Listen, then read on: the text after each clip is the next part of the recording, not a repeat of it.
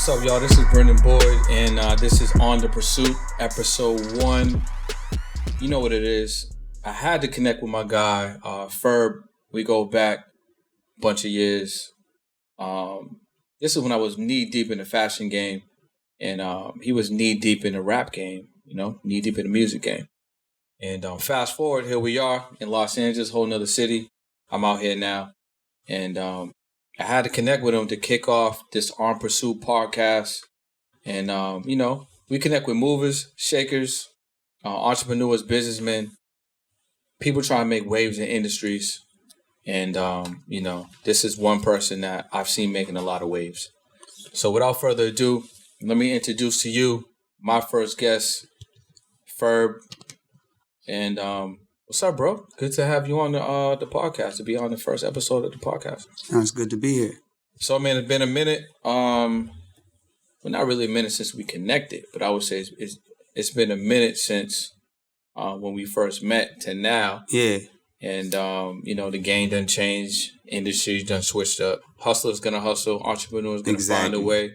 Exactly. Going to pivot, going to make some money, going to make some waves. Exactly. And why don't you tell us a little bit about your story from, kind of when we first met. You was an artist coming out of the DMV in Memphis.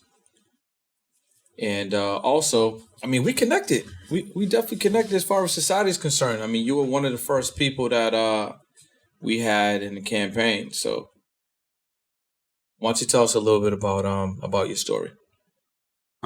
It's interesting you start there. That's cool because it's like, I guess ever since that time where you said the DMV, a lot of people know me from Memphis. Since that time, I kind of like reinvented a lot about myself. I went to college at the University of Maryland, and that was a really fun time for me at that time. I was just turning up, really. Like, I had a college radio show.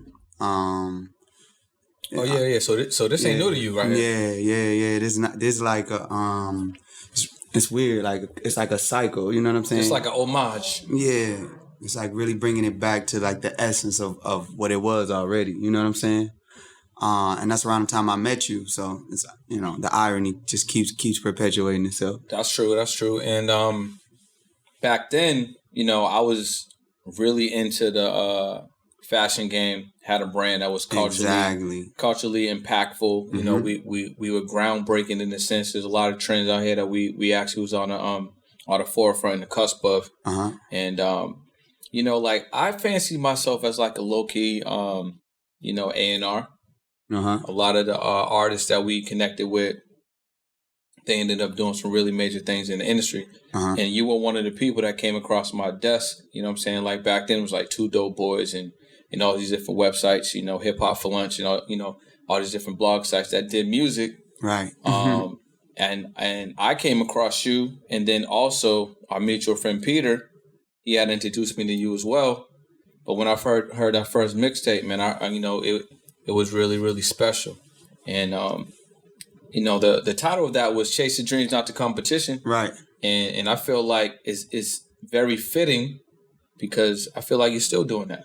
Yeah, like just today, I just announced today partnership I'm doing with a cosmetic brand, and they one of the most fundable companies, Pepperdine's finalists. Pepperdine University does like this competition where startups can apply, and we're in the finalists. A company I helped do brand design for, create a merchandise packet for. And then how does that segue to now, like from music to now? How would you explain like how you get into the bag? Nowadays I do a lot of I just say like creative executive work. So, from the production, from the outset of pre-production to going over, whether it's with in the music world, whether it's going over treatments or concepts and titles of albums and developing from the idea to the actual product that comes out at the end. So whether that's a single, a song, a merchandise, a collection, or a video that starts off as like one of our favorite songs in the studio, to seeing out the actual vision and visual capability. You know. So really, you're like a high level executor. Yes, sir. Because if it's music, if it's a collab, if it's a project, Right. if it's the clothing, which we'll definitely spend some time on this us another situation. It just seems like you've been always finding a way and executing on a high level. I just like to do, I like to accomplish a lot of different things. I guess most of the people I looked up to, I used to carry around a folder with Quincy Jones and Jeff Bezos, and people would be looking at me crazy, like, why you got like a folder with pictures of Quincy Jones and Jeff Bezos in it? And even at that time too, I had a picture of Elon in there, but I took it out and just kept those two because to me, those two exemplified prolific, prodigious behavior. Like Quincy Jones traveled across the seas. Can you say that one more time? Prolific, prodigious behavior? Yeah. Break that down real quick. The behavior, or every single day they wanted to create content, and they wanted to create not only just content within their field, but they wanted to create content or products in multiple various fields. Quincy Jones has scored films, worked with Frank Sinatra. He launched the careers of Oprah, Will Smith, Michael Jackson's best album. Arguably his best album came from Quincy Jones Productions. Jeff Bezos started by slanging books. You know what I'm saying? And now my mama ordering shoes from him, Spanx from him, regular household products from him. So these people covered multiple industries. So they were very prolific, but their work was prodigious in the fact that it's acclaim. It actually impacted lives. You know what I'm saying? So what do you say to people that be like, yo, you doing too much? Not you specifically, but you know how people, they say, yo, you doing too much. You spread too thin. You got this going on. Focus on one thing. Now, I personally believe that there is some importance and some brilliance to focusing on a task, a singular task. Right. But what you just kind of explained to us, you're basically breaking down like, you're like a futurist in a sense of, and you're taking some cues from the greats. Yeah. But you're saying that you don't have to stay singular. You can make a lot of activities and produce on a high level in various industries and various categories. Is that what I'm hearing? Yeah, and I'm kind of laughing because I'm just basically saying, like, if you great, be great. Like, I mean, I tell this to one of my, a specific business partner and client of mine all the time. And now the kid has a basketball team, a medical, a highly touted recreational marijuana brand, gold, platinum plaques. And it's just like, if you're a creative, man, I see for you to don't stop. Don't let it stop you. And who we talking about here? CMG Breezy? Yeah, my boy CMG Solomon, CMG Breezy. I think that's a perfect example. I know him as well. And you're right. He's definitely someone that blends categories. He's not just a producer. Yeah. He's definitely making work in various industries. I was on the gram earlier today, and I seen that he got a nice little project he about to roll out on the yacht. In the cannabis, like he's basically in infusing cannabis experience and a yacht life. Yeah. So definitely, I would agree to that. I think.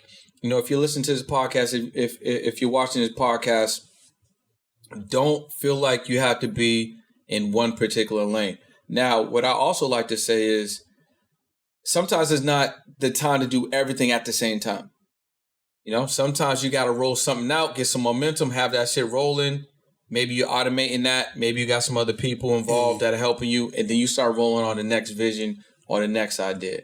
If you're starting from scratch, and you're literally trying to do 4 or 5 things all at the same time, that's very different, But if you got some momentum, and then you start to transition on to something else that you're gonna also have some success in or that you're passionate about, I definitely personally I can see success with that type of strategy. It takes time. It definitely takes time, right? So when I speak on Quincy Jones, like, we talking about somebody who, Quincy, what he back in the Harlem days of the jazz clubs, and then to working with, scores of movies in the 80s. He's been working in it. It was decades that you can chronicleize his career if you go watch like the Netflix documentary, or even like something on a smaller level, like myself. Like, my company was funded 2017. I started a production company, right? And so when I set out, I said I want to have a music branch, a digital media branch and a merchandising branch. And I knew, and the people knew who, funded me, because we presented it in a deck, that this was going to take me 3 to 5 years to establish, right? So now here I am in my fourth year of the 5-year plan, and every year, like for an example, I took the first year, 2018, to set up the music branch. I worked on music production. I learned and put myself in a studio, cleared my, space to learn more about the music production services so that I could become a producer, a better producer, more than just a consumer or a standby watcher. In second year, I put time into digital media. I worked with Francisco Navarez of Smile and Smile Marketing, and who now works, with everybody from Rock Nation to Atlantic to the Lights Global. And he taught me a lot about digital media. We ran projects and campaigns with 42 Doug and Gotti, et cetera, et cetera. Yep. 2020, I launched my merchandise wing. And that's where, Us and Us kind of brings us to today. You know what I'm saying? And I told them, like, okay, my biggest revenue year isn't going to be until end of year 4, year 5, right? So I projected this out and I scaled that out. I knew that those 3 things I wanted to cover because I have some field or background or expertise in those 3 things. I wanted to cover those things. I have multiple friends and independent contractors within those realms. So once I was able to do that, then I was able to bring it all together. And now it's like today we're having this conversation. It's beautiful. The cosmetic brand just announced that they're one of the finalists in the most fundable companies. That was something I had been working on silently for like a year. I have artists that are, debuting. CMG is announcing. When does this podcast come out? This podcast is most likely going to drop next Monday. Okay, so by the time this podcast come out, this will be announced. But, we got the XXL cover, Yo Gotti, CMG announcing our new partnership with Interscope. That's a longevity, partnership that I've had working with them for a while. So we got to touch on that too. I mean, I want to touch on the Us and Us, and I definitely want to touch on the relationship with CMG and, how that looks like. But you were just kind of like wrapping up in terms of like the plan. Yeah. And how important is it for someone that is working on starting something or working on doing something currently to have a plan? Like if you're already moving, you don't have a plan, or if you're starting to put a plan together, what's the importance to that? They call me like by hand. Like we used to have these jokes. Some people do math by calculators and Excel sheets. I'm math by hand, and I carry around notepads. I say it always starts with writing, right? So write the idea out. We used to do this practice exercise when I was in school for writing. They say take the first 5 minutes and just write every word that comes to your head. Write everything. Just get it out. Get every word out. Now, structure. Now write your intro paragraph. Now write this paragraph. Now write this paragraph. And so the fluidity of the words would come more easily because you just wrote whatever. I would just write, I'm being honest. Fuck shit. All right, all the crazy stuff. Just get out of my head. Love, wonder, da. Now, anytime I'm thinking about a topic, it just comes clearly. Or say if I write the idea out, I want my clothing line to be this by the end of the year, or I want to do this company. I wrote it down. So the first step to me is always writing it down so you get it out of your head and you can see it first. Whether you're sketching out what an item looks like, all the best creatives I know, all of them, from the people who draw Nike shoes, it starts with a sketch. Yeah, you know what I'm saying? Mm-hmm. Yeah, it starts with a sketch, or even what they call it in the comedy world, a comedy sketch. Like that started with somebody writing down what they thought would be funny. Yeah, 100%. That turned into a real, improv, type of deal. So, starts with writing it down. So you're saying it's very important to write things down. So that kind of brings me to manifest for sure, and that kind of brings me to Us and Us. Now, if you look at the Us and Us logo, it looks like a handwritten logo. It is. So, how did that start? Like, when you were sketching out the US, the Us and Us, the US, and even with the ampersand, was that just a sketch? Was that just an idea? Was that just a doodle? Or did you already kind of have Us and Us kind of pegged to be something, didn't necessarily know what it was, or maybe you didn't know what it was? Like, how did the Us and Us come about? Was that just a ramble? Was that just a random sketch and then it evolved? Nah, man. How would you say it? The story behind Us and Us is actually ironic, which, brings me to talk about one of the owners too. Co-owner of Us and Us with me is none other than Mr. Yo Gotti himself, right? And a lot of people, they keep things, they like to, just in terms of the partnerships and everything, they like to keep things private. But I can say that genuinely because I like to give people their credit and their flowers while they're alive, right? And I really believe in that. So one day I'm in a meeting, and it's just, me, myself, Gotti, and another guy. He's pitching to be a part of our, company. And he's telling the kid right there, really, here at CMG, we don't really hire outside of ourselves a lot. Like, we don't go outside of ourselves to hire a lot of people. And the reason that is because when we hire someone, we'll hire them at entry-level positions, intern, assistant, or whatever, but we groom them to grow from that position to intern, to assistant, to entry-level, to manager, to then one day being an executive, right? And he said, all we need is us. And so because I didn't want the other person in the meeting to also feel left out, because ultimately we were recruiting this guy, to work with us, I'm like, us, like as in me and Gotti, and us, like you being a part of us. And it just stuck. Yeah, in the head. It felt good. Yeah, and I wrote it down right there that day. I was like, damn, like us and us.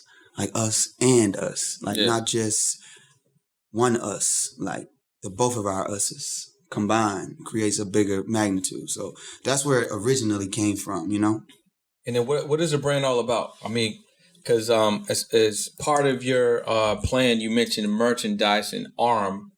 And I assume that Us and Us Farms falls under that arm. So how would you best describe the Us and Us brand? Group think, group technology, group economics. It's like a support group. Really, it's more than a clothing brand. It's kind of saved my life, really. Us and Us kind of saved my life. And I say that like a lot of people get like they hear me say that and they like, it's a clothing line. What you mean to save your life? But it's like the freedom. Like even the space where we are right now today, everything that I'm able to do, walking every single day I live now is taken care of and provided for by Us and Us. It gave me a time to sink into, I want to believe in the system of people, right? So I read this book a long time ago. It's called like Non-Zero Sum by Robert Wright. And in it, there's one parable, right? So it goes and talks about the tribe that went out every day into the ocean with a spear to stab for their fish, right? They did not outlast the tribe that created the fish net. And here's why. The tribe that created the fish net was able, with less work, get more produce, which then helped them develop technology or scientific advancement in wanting to create preservation systems. So they created the sandbag because the sandbags would then be cooled by the ocean water to create back then refrigeration systems to preserve food. Then they were able to populate more, all because they thought about us. The tribe with the spear only went out and hunted and could get only so many fish before they got tired with the energy, before they couldn't get enough to supply enough to keep the people fed, to even have extra time to come up with scientific advancements and so on and so forth. So for me, I want to wake up every single day, and I love waking up every single day and seeing the word us, because that lets me know that it's bigger than me. You know what I'm saying? Every single walking day of life is bigger than me. Us and Us is a collaboration company. Everything we do is a collaboration. We collaborate with people. That's something I learned from Kanye. Everything we do is a collaboration.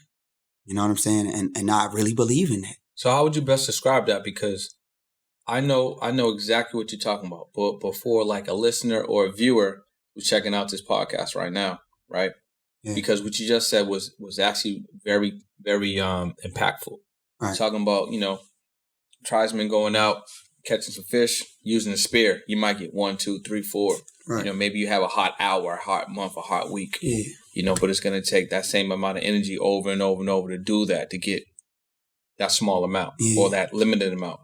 Versus, like you said, the other tribe creating a net, casting that net, right? That net's going to get a maximum amount, a maximum haul, right? Bring that in with less effort, They can then cast a net, let it do what it do, and they can go work on another task or work on the next future task. Exactly. So for the young entrepreneur listening, or maybe for the casual entrepreneur that's currently watching and listening right now, how would you put that into like a modern term? Like if they're out there like having a business, but they're basically locked into their business versus the automation, the setting up, the collaboration, the teamwork. How would you best describe that? I mean, well, I think like sometimes when you start off as an entrepreneur, it's a little hard. So I acknowledge that, right? It's a little hard when you first start off as an entrepreneur, because as an entrepreneur, that literally means you're starting your own thing, right? So to get somebody to believe in your vision, you really have to do everything in the beginning, right? But that's the beauty of it, right? A mentor once told me you can't be a boss unless you've done every job, because how could you tell somebody else what to do if you've never done it before? 100%. So, I'd say take your time learning your craft, learning the roles. But the most important thing is once you have learned those roles and the things and what needs to be executed and what needs to happen, the next thing is, bro, delegate. What I don't do what I don't do. I tell people this all the time. 100%. They say, what do you do well? I don't do what I don't do. I have a couple exceptional qualities. And by no means is this me being arrogant by saying this. This is simply what I do. I put people in the room with people who they may not meet if it wasn't for me. That's one of the things I do well. Yeah, I'm a great high-level connector. Yes, great connector, right? And I take pride in that, and that's one thing I do. And I have creative facilities. Like I really see and have a great vision for creative works. So those are the two things I do well. Anything else that falls out of my realm, you talk to my business person about that. You talk to, I have, Ash, you hit the accountant about that. Like, I talk to, these people about different things within the company. But yeah, like I do what I do well. Not everything. I don't do everything well. I just know what everybody else should be doing. We talked a little bit about us and us. We talked a little bit about,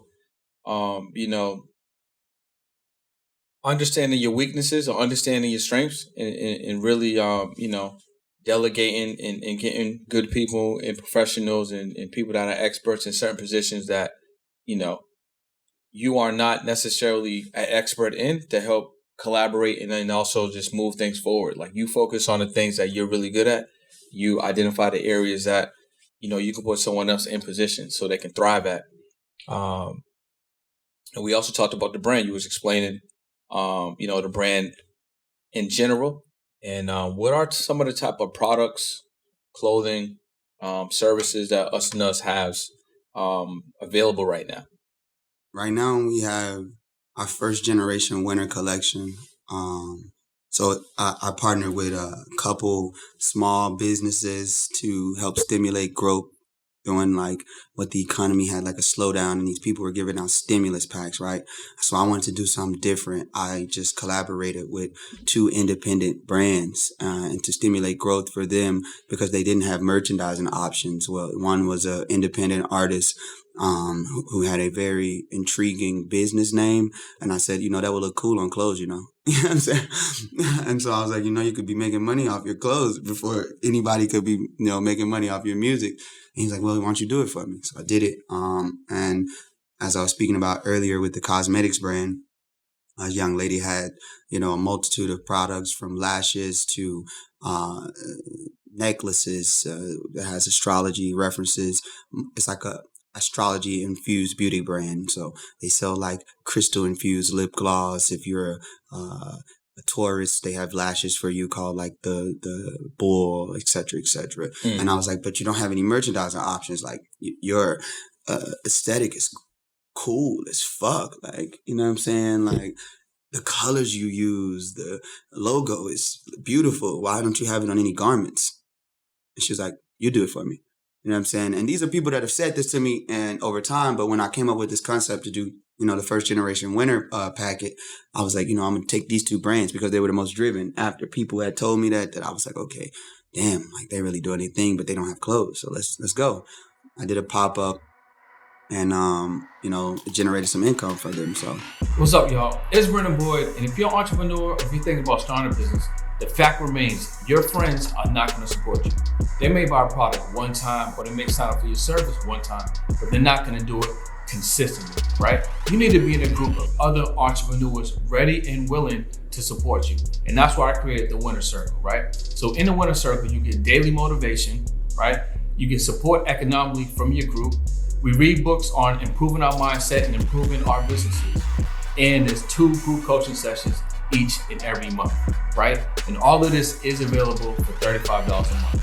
Click the link below and join the Winner Circle. So the first generation of winners, that collection, is that 2 collaborations? Yeah, so I have Came From Nothing, so that's the clothing line. When you see me, I have Came From Nothing right now. That's a collection I'm selling. The Astra Beauty is a collection I'm selling. It says like cruelty free, vegan, and made in the USA. So that's like the 3 things that I found to be, appeasing about the beauty brand. That's like what sells me on them. They're vegan, they're cruelty free, and it's made in the USA. Yeah, that's a big deal. Exactly. And then I have the new collection that I've been selling. So the thing about my clothing line, and I don't want to get it twisted, right? Because I want to sit up here and talk, and people be like, "But what is this clothing line? We never heard of it before." It's da-da-da-da. I launched my clothing line in Black Friday of 2020, right? And we talk about, how I wanted to set up my company and the merchandising branches. So the thing about my company is it comes through a production company, and Us and Us is the original product. So in the bylaws of my company, every branch, so music, digital media, and merchandising, what we're talking about, every branch has a 2-part, type of product. There is original content that we create that we own as the production company, and then there's content that we create for services or for hire as independent contractors with big clients, et cetera, et cetera. So for me, when I'm talking about the products that I'm having now, yeah, of course, I've done merch, everything from, creating products with ESTG and CMG. Of course, I've done like those type of products. But when we're talking specifically now about Us and Us is my original content for my production, and we're moving. Right now, we're focused on the first generation series ends at the end of the second quarter. So the end of the second quarter is at the end of June. We'll finish. That'll be the final collection. The collection I'm the most excited about is coming out in September. During Fashion Week, I'll display there. I'm gonna have a couple couture items, but right now I'm selling the Mafia collection. It's a T-shirt. It has on it, the term mafia should not be synonymous with crime, for it is a word that denotes brotherhood before anything, right? And I'm selling a collection that has, pretty much made its name for me, the Us collection, the Basics hoodie, the Basics logo with the word US on the, joggers and Us on the back. And a lot of my pieces, I kind of sell my brand to a catered audience, right? So we're not in stores. I don't sell online anymore, although I did sell online, and it's a reason for that, right? I started, and everything is market research. I started online. I was selling my clothes, but I had more sales in person, and it was fun to me the way I was doing it. So giving that real organic experience. Yeah. So I stopped selling online and only started selling in person, and that is one of the best parts of my partnership with Gotti is that I pull up at his events or his artist video shoots, and I used to be a stylist, or I still do style from time to time. So now, instead of pulling up with just all Christian Dior, all Saint Laurent, all, Vlone, et cetera, I pull up with a few of my items as well. Not really a few, but I pull up with my items as well. And God shows support, bro. And it's amazing, really, that I haven't had to be in stores or any of these things and still have a robust business, So talk about the hustle, man, because I think the way that you're going about it is very interesting, right? Because most people right now, any type of business, whether it's a product-based business, clothing company, if it's digital media, digital products, whatever the case may be, e-commerce, most people want to get online immediately. They want to get online immediately. They want to do ads immediately. They want to make money fast, right? The relationship is always the most important thing when it comes to a business and consumer relationship, right? Building that relationship, people are spending X amount of money, right? To develop a new relationship with a consumer, right? Especially if you're paying for ads or whatever the case may be, right? Or time or whatever, whatever it is, right? And then later, they may develop that relationship in a physical form with a client or in some cases not at all, because some businesses are just online. They're not doing like, experiences. They're not doing like hand to hands. They're not even doing events. Right. So I found it very interesting that you started online, but you pulled everything offline strategically, so you can develop that relationship hand in hand and give people high level luxury experiences as they purchase. Yeah. Right. Which kind of it builds a deeper relationship with that consumer, because now not only did they get that product, but they get that experience, and you develop that relationship. Right. And how has that impacted sales? Well, it's kind of like a personal concierge service. I keep an Excel sheet. I know all of my customers' sizes. I know what they bought from me before. I know what colors they bought, what things they like. So it's kind of like market research again. I'm keeping like all of this stats on all the different purchases. So I kind of have a very intimate relationship with my customers or my clients, right? So it's service as well. My question I have for you is, would you even be more impactful if you offered the online while you were offering the high level luxury experiences? Yeah. Because then, like, if you pulled up to, let's say, Miami, you was there for 24, 48, 72 hours, and you were providing that product with the high luxury experiences, right? They're paying premium. They're paying a premium price. But then when you're out of Miami, obviously it's going to leave them with a demand because you're not there. They can't grab online. Right. So if you did have it online, then if they do a referral or a review, or if they want to pick up another size or another color, they can then jump online. So it's kind of like you can provide. It's a backup thing. Like, I was going to say you can provide that let's say it was a hoodie. Yeah. The hoodie from that high level luxury experience can be follow through. That could be $350, right? But then they could buy it out online for, let's say, $250, $275, and maybe or maybe even $350, whatever the case may be. But you could even do like pre-orders or pre-sales. Or let's say you knew in a month you were going to be pulling up to like Chicago, and everybody that purchased, let's say, that hoodie that wants that experience, they could pre-order it during them dates that you're going to be in Chicago. And instead of paying $350 for that hoodie, maybe they're paying $500. Because once you're in Chicago for those dates, you're gonna pull up on them, or you have the location that they can go to. And not only are they gonna get that hoodie for $350, but now they get the white glove experience. You know what I'm saying? They get maybe it's a special gift. Okay. Maybe the packaging is a certain way, and maybe it's documented. So now they get the product, they get the ill packaging. You give them the hand-to-hand touch, the hand-to-hand white label, that the white glove, and then it's documented. So now you got a good vision, bro. So now they go collab on that. So now they're on the gram. Now they're on the gram. Now they're on the YouTube. Because I think that what you're doing is amazing, because a lot of things going on in 2021. We're moving into 2022, and if you're thinking about 2021 right now, you're already behind. So you should be thinking about next year.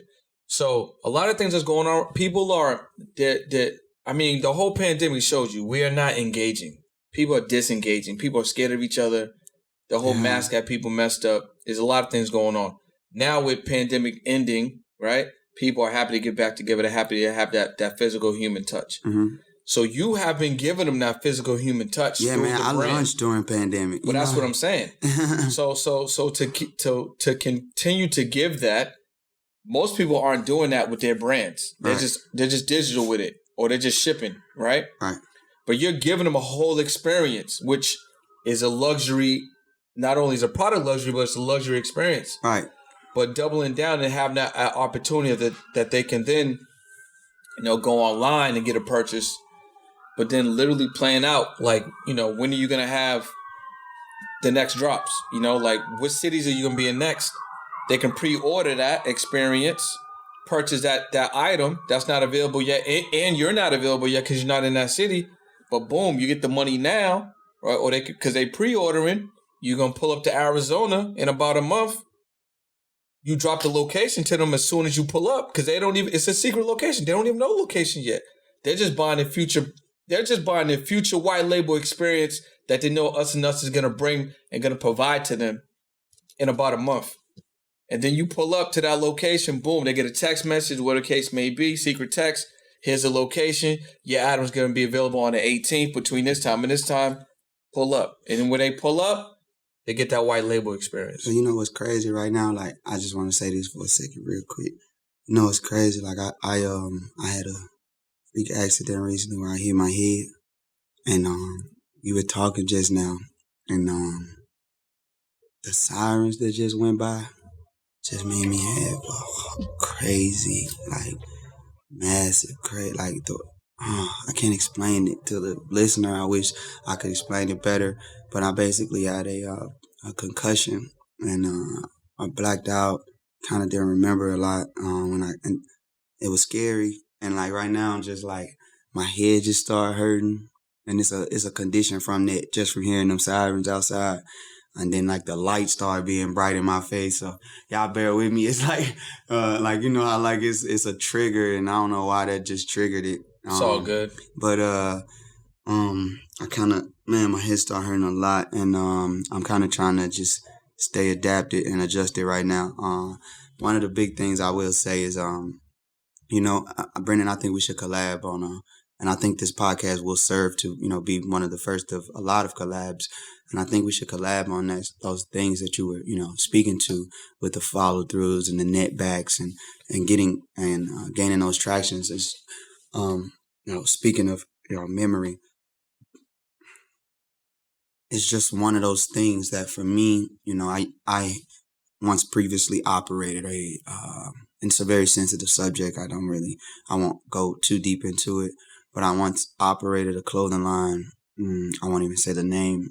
Still kind of some murky legal proceedings. Some murky waters there. Yeah. And it left a sour taste in my mouth. Not on, you know, anything that me and a couple other business partners had anything to do with, but a couple, you know, owners wanted to take it and do elsewhere with it. Yo, that's interesting, man, because and as operating, that's very interesting. As operating it, you know, online, we killed it online. I mean, like, the fastest money I've ever made in my life. You would have thought I was selling drugs. Like, we hammered it online. We had the hype beast, high snobiety, you know, the highest of influencers wearing it. And I mean, like, the most godly of influencers wearing, you know, our clothing line, right? And it happened so fast, you know, and I mean, that's kind of why the intimacy with us, right? So, because that's one of the byproducts of me setting it up, is that I say us and us saved my life because I love to do it, right? So with me loving to do it, I didn't want to get consumed in the output so fast as much as the getting, like I said, getting to know the customer, getting to know the service of, you know, fashion, you know, alone by myself, you know, navigating it, you know, from a standpoint of I'm the director now, like I'm leading everything, you know? And so this gave me like the appreciation, which is why I took down the online store, because it's more or less like that's intrapersonal to me still. There are ways I can do, you know, make it personal and make it, you know, follow through and those people come through and have those things, but I still want to slowly, and in some cultures or whatever they call this, giving up the sauce.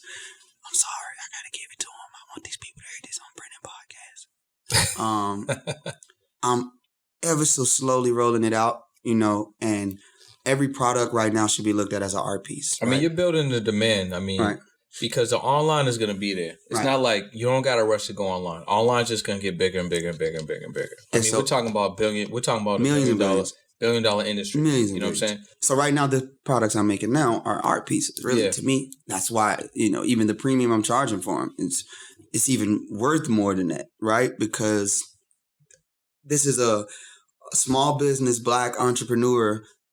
First 1,000, first 2,000, 5,000, 10,000 products. You know, if you cop this shirt, you were the first one to get, you know, it's one of, you know, 500. If you cop this shirt, gonna evolve. You know what I'm saying? It's gonna evolve. Yeah, so it's beautiful, really, man. It's just, I like it a lot, and I think we should collab on, some of those future endeavors because you have a very dope vision, bro. And a lot of those things I had thought about, but not in the way that you just described. You know what I think, mean? bro, it's all gonna come to fruition, 100%. I mean, to be very candid, I never even looked at myself as a creative until about 3 years ago. Why you say 2018. That? Man, I think you underestimate, y'all gotta know how I know Brennan, right? So it's kind of weird, right? Like, I think, so y'all, like, this the first dude I ever know that clothing company did $1 million in revenue. You know what I'm saying? Well, let me tell you something. Like your clothing brand was one of the first brands to do like a M that I ever met. Like you said, like, man, these people that we're talking to and they're listening to, there may be some people that may know me out there as J Ferb, the artist, but bro, like, y'all were sponsoring me because y'all had it like that. Y'all had it. Well, listen. So it's like, you are a creative to me. You one of the people when I say, like, damn, like, he touched that 7 figures off the clothes. Well, like, listen, I mean, that I know I can touch. You know what I'm saying? 100%. But it was just like, I mean, one of the things, like in my other business, one of the things I really, really like, it's a coaching business. So one of the things that I really try to, hammer down is the accountability, right? And really like getting and being a part of intentionally the things that you really want to come to fruition. Right. And a lot of that comes back to your mindset. So it took me a while to realize mentally, right, that I was a creative. That's because when I was in fashion and we were doing the brand that you're speaking about, me and my former business partner, it was really segmented, meaning like he just handled creative direction, art direction. Okay.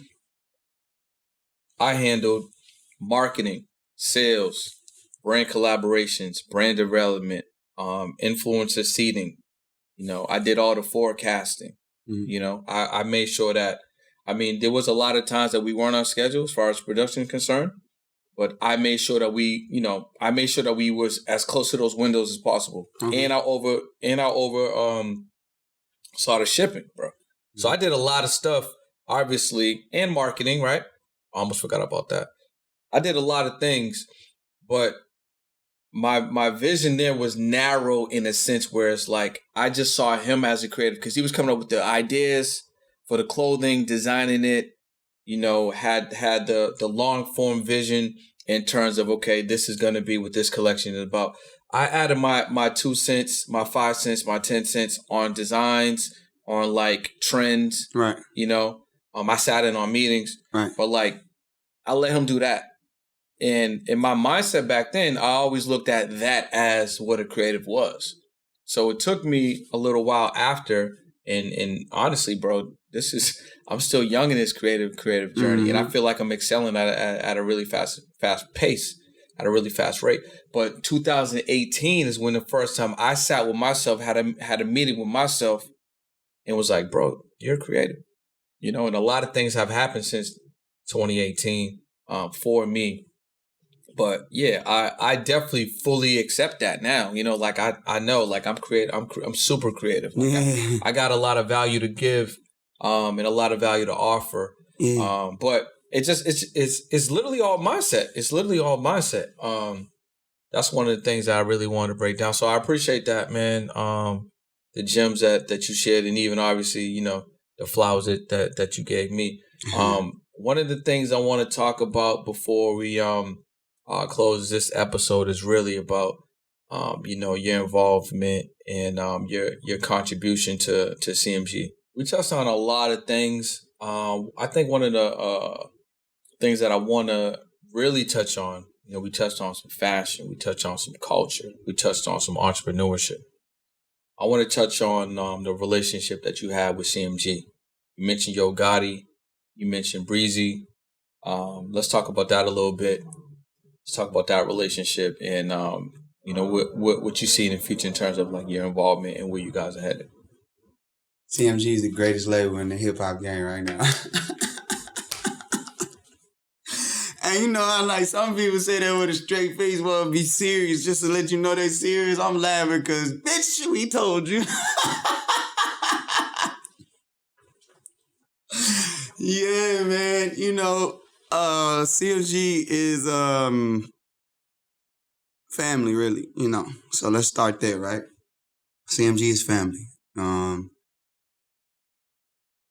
lot of people, they not. My goal in life is something I'm watching every single day, right?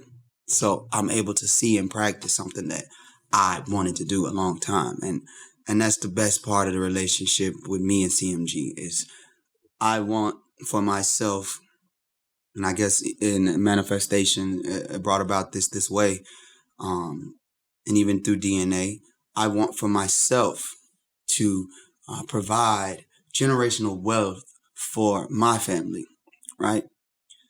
And I'm watching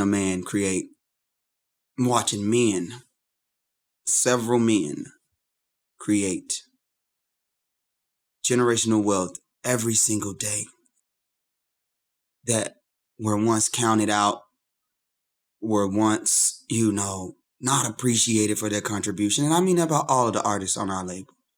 Black Youngster, Moneybag Yo, 42 Doug, Big Boogie, Block Boy JB, whom we manage, and supremely himself, Yo Gotti, right? So for me, it's in being in company of other people doing what I'm doing is the most fulfilling part of it. You know what I'm saying? That's the most fulfilling part of it. Where like iron sharpens iron, steel sharpens steel. You know what I'm saying? And so that's the best part of that. My relationship with that team is genuinely family. We ride together, we gonna live together. We ain't gotta say ride together, die together. Because we ain't gonna die, bro. We finna live right now and enjoy these fruits of the labor of what we getting right now on earth as it is in heaven.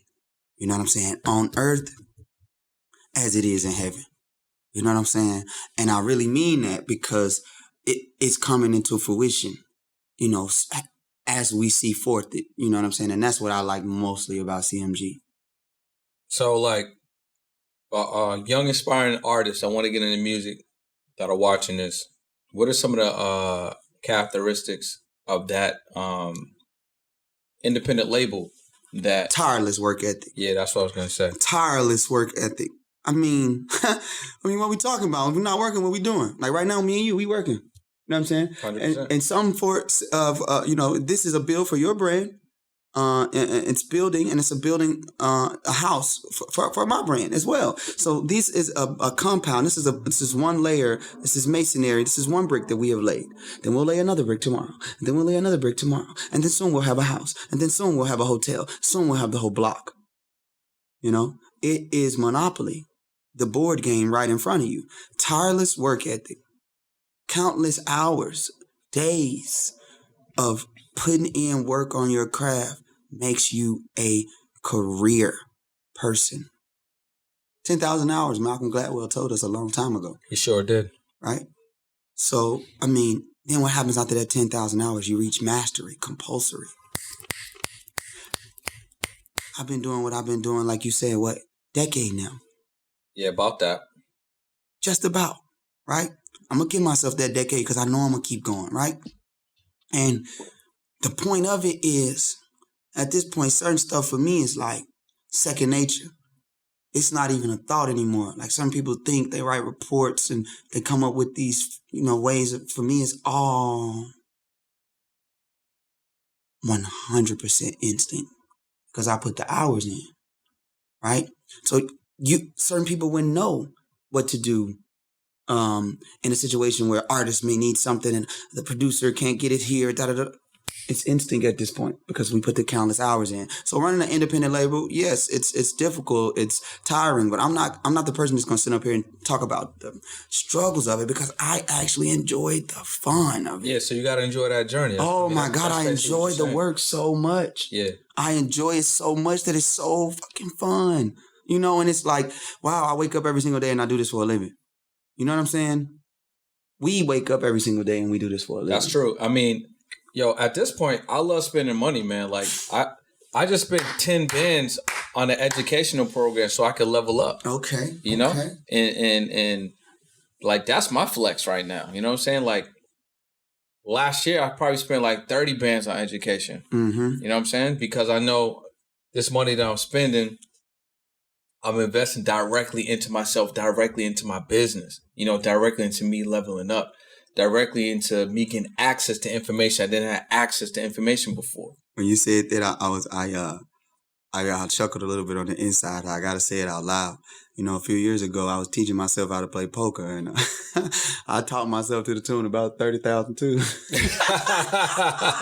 Yeah, I dig that, man. To learn, I had to lose. But, you know, I'm saying that to say the information you pick up is similar, you know, right? Yeah, same thing. And a poker game, right? Same thing. You picking up information, even if you lose. Yeah, no, 100%. I mean, that's what the information is. That's what, I don't want to say that's where the information is, but that's where the learning happens, you know? Yeah. Sometimes the learning happens Get them, B. You know, sometimes the learning happens through life, obviously. You know, even when you win, you're learning. But the real learning happens when you catch an L.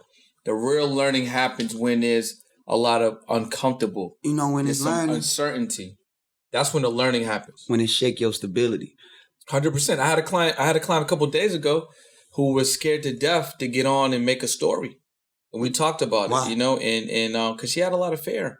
Talked about it. And, you know, she had a lot of what? Had a lot of fear. And we talked about it. And she even got emotional, shed a tear. You know what I'm saying? But she stayed committed. She gave true, you know. She stayed committed. She stayed true. I gave her, you know, a deadline to create some content by, you know, and that deadline came. She created some content. Right. And not only was that content good for her first piece of content, right, but you can see the confidence. You can see the excitement. As soon as she posted it, she let me know. I checked it out. She was like, I can't wait to do the next one, you know. And she had to learn, right? And what came out of that learning? What came out of that? Her facing that fear head on. She created. She executed. She created a digital product. She put that out. She got a response because immediately people responded to her, and she was able to follow up on that. You know, so you got to spend money.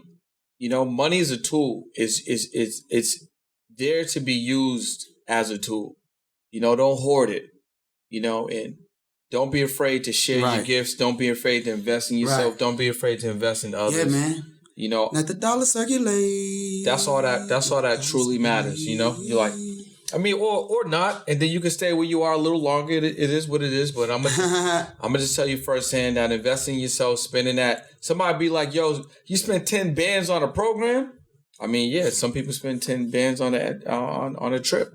So it's all about what you value. You know, I know that 10 bands is gonna bring me back probably 100 bands. But you spend 10 bands on a trip, you got a good experience. There's nothing wrong with that. But that experience may not necessarily bring you income. It may not level you up mentally. It may not position you so you can make another bag. Right. Like the lady used to charge me extra because I wanted to actually be in the store with her after hours when she closed, making my clothes. I wanted to stand behind her area where it's her no-go zone. You don't go back here. You can't go back here. Nobody can touch my machines, et cetera, et cetera. And I had to pay extra. So she would allow me to do that, stay there, and learn. But now I know how to operate, you know, a vinyl machine. Now I know how to operate screen print. Now I know how to operate an embroidery machine, you know, and it's like you said, bro, it's time. It takes that time. It takes it. It takes that time. It takes that money, and you got to remove that fear. Yeah. I think one of the things I want to just say before we close out is that, you know, when people say like they get anxious or like if they're in a situation, you feel that little feeling in your body, you know, and for most people, they'll like back off when they feel that, you know. To me, I think that's your body's indicator that this is a moment for change. This is a moment for like revelation. This is a moment where you can truly grow.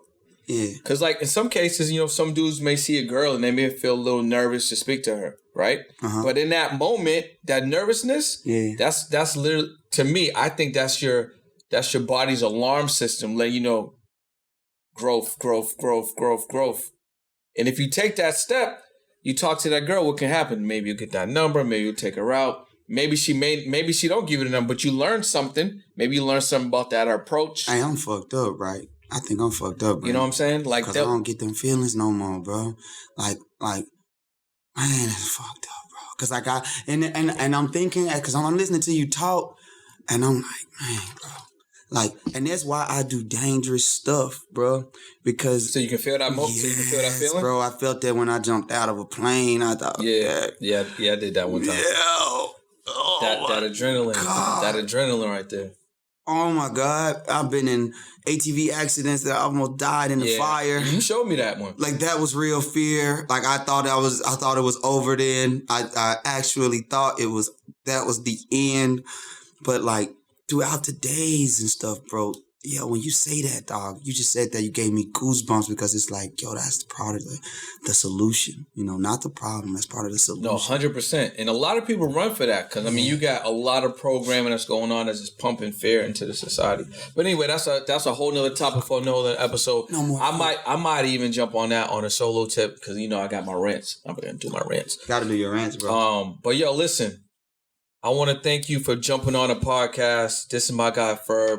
Entrepreneur extraordinaire, a bunch of different, categories and industries, making things happen, shaking up the system, moving with the collaboration, moving with the real, organic, authentic, deep relationships. Yes, sir. And, man, do you have any last words that you want to share? Go get it. Go get everything you ever said you were going to go get. Go get it, and I mean, like, even if the first step is the one when you get out the bed, right? That's like, true. I tell people that all the time, bro. You already started, right? You got out the bed this morning, right? Okay, you did it. You did it already. You woke up. God woke you up. He gave you this moment, so take it, run with it. Let's go. Let's go. Let's go right now. Let's go. And where can they tap into you, man? Instagram, YouTube, TikTok. I mean, what's the best place for them to find you on the social media? Don't find me, I'll find you. No, I'm just playing. You can find me on Instagram at You Gotta Understand. YOUGOTTA understand. You gotta understand. You gotta understand me. You gotta understand Brennan. You gotta understand that we are winners. We're gonna always win. And if you're watching this podcast, I'm gonna drop that right in the bottom. If you're watching on YouTube, it's gonna be in the bottom, so you can just tap into that. Oh, hi, YouTube. But Ferb, I want to thank you, bro. I appreciate you. I'm pretty sure I'll have you back on in a little bit. We can talk about the growth since this first episode on both end. And, I see you. I see you on your pursuit, bro. Yeah, man. I just want to let everybody know on YouTube, man, I'm vibing today. I'll be at the CMG, boat party tomorrow. Brennan called me today. I'm glad we had this conversation, but, to those like, why is this guy in a road? Because I'm in a road. I'm in a road. That's just what it is. You know what I'm saying? I'm chilling today, man. On the Pursuit, episode 1, my guy Ferb. We touched on a lot of different topics. And, man, we'll see y'all soon. Yes, sir.